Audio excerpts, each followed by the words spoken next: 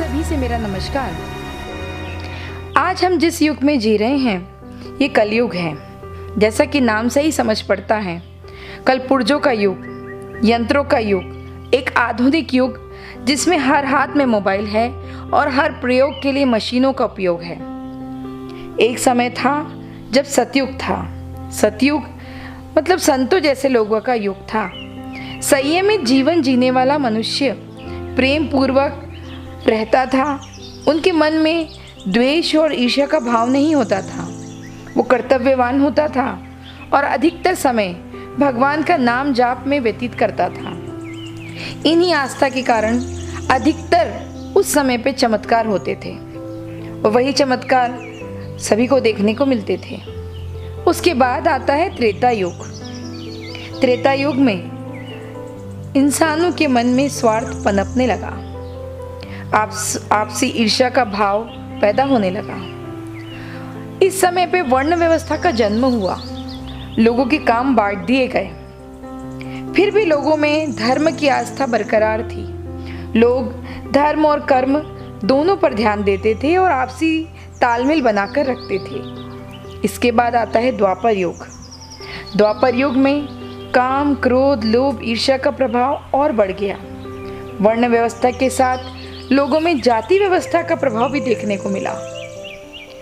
स्त्रियों का जहां सम्मान होता था वहीं स्त्रियों का अपमान होने लगा।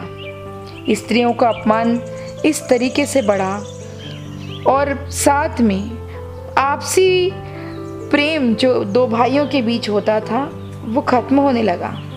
इन सब का परिणाम महाभारत हमें इसी युग में देखने को मिला। इसके बाद आता है कलयुग, जो है अंतिम युग। आज का मनुष्य महाक्रोधी, अल्पबुद्धि वाला है। चोर प्रवृत्ति के लोग भोली भाली जनता पर अपना शासन करने लगे हैं। हिंसात्मक घटनाएं बढ़ने लगी हैं। संतान अपने माता पिता का सम्मान भूल गई है। ये शास्त्रों और पुराणों में ही लिखा है। लिंग पुराण में लिखा है युग परिवर्तन होगा। वैसे ही मनुष्य धर्म से धीरे धीरे विमुख होने लगेगा और उसकी प्रवृत्ति विज्ञान, यंत्र और यांत्रिकी के प्रयोग के प्रति और बढ़ने लगेगी और इस कारण आविष्कारों का आविष्कार बढ़ते जाएंगे। एक बात संक्षेप में आपको समझाती हूँ। सतयुग में धर्म का आधार 4 स्तंभ पर था। अर्थात सतयुग में तालमेल की अगर बात करें तो 4 स्तंभ पे खड़ा हमारा भारत देश था। उसके बाद आता है त्रेता युग, जो 3 पैरों वाला हो गया, यानी 3 स्तंभों पे हमारा शासन रहने लगा। उसके बाद आता है द्वापर युग, जिसमें 2 ही पैर रह गए, यानी 2 स्तंभ रह गए। अंत में आता है कलयुग, जो एकांकी है, एक ही पैर है।